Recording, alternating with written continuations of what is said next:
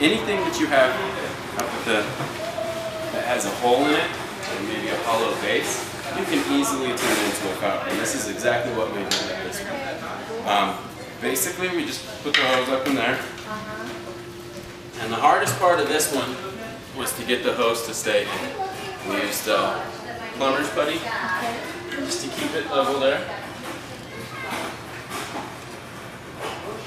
Just a simple hose, simple base, and then another trick that we used for these, you want, when you've got the pump in here, when you want something to, let me start over here.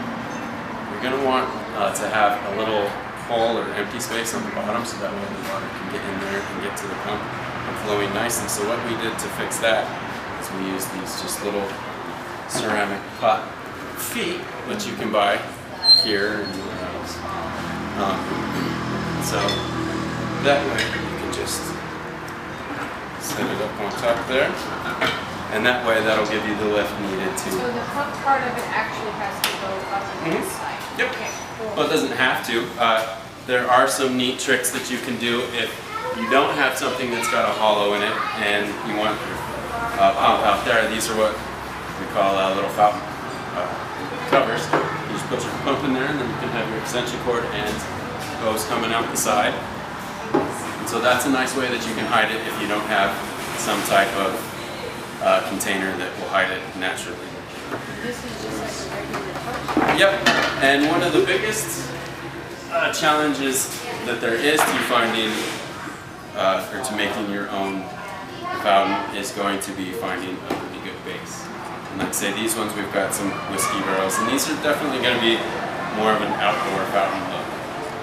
Another thing that you could even actually do with these is dig it into the ground, and so that way you can just hide the whole base and have some nice foliage and cover on the top. So that's really easy. Just back in here.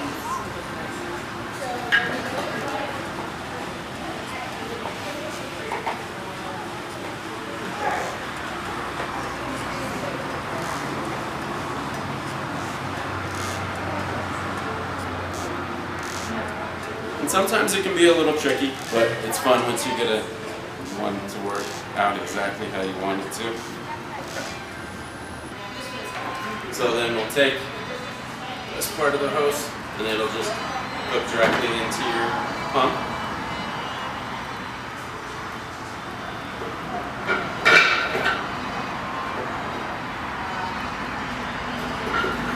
Set it up on the legs. So it's got a nice base to it. And then we'll go ahead and fill this up.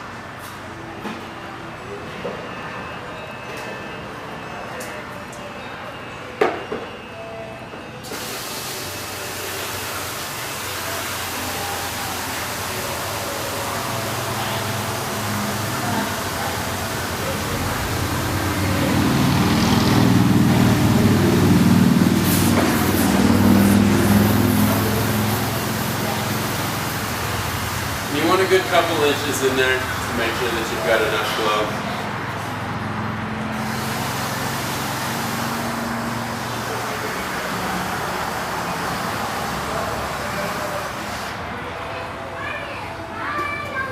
Okay.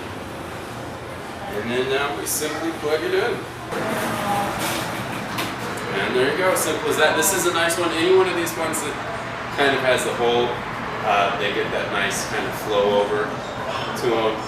You can get creative with any type that you want. And I've kind of laid out some of the stuff that I thought maybe we could make fountains out of. This is one that I have done personally. I've made a fountain head out of this. See, like I was saying before, anything that has a hole in it in your fountain, you can make into a nice little fountain, kind of like this one that you all over.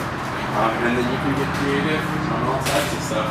You can, just depending on your own ingenuity, you can have set up little pots and other bottles for pour in here. Yeah, and you can even do seasonal stuff. This is kind of one that I thought of. And these all have holes in them. as well. So I was thinking, you know, maybe one hose just coming up straight out of the top, and again, it'd be like this one. You get that nice flow over, down and down. And then you can also even get creative on your own and do things like this gazing ball, and you can actually even drill your own hole into them and just get. So how do you make fountains make See, and again, that would be some of the creative ingenuity. Some ways that you could do it is you could stack and tier things, so like one flows this one into another and then into another, kind of like a waterfall or cascading effect. Yeah. And so basically all you really need are going to be a good container tub, a nice pump, and hoses. And anything with the hole that you can make into a fountain would be really, really beautiful. And this is one, you know, we've done and we've had a lot of interest in too. So it's pretty neat. This would be a good indoor one too, since it's not then so. in the winter you would take it in. So, a couple things that you're going to need that are really musts for a homemade fountain are going to be a good base container that will hold all the water and not have any overflow. Any good container with a pot, or any good pot or container that has a nice hole in it that'll get the hose up into it. The hose is another thing, another important key aspect. And then another big important aspect that you're going to want to do is have separation between your base and your container, so that way water can get to the pump easily and without clogs.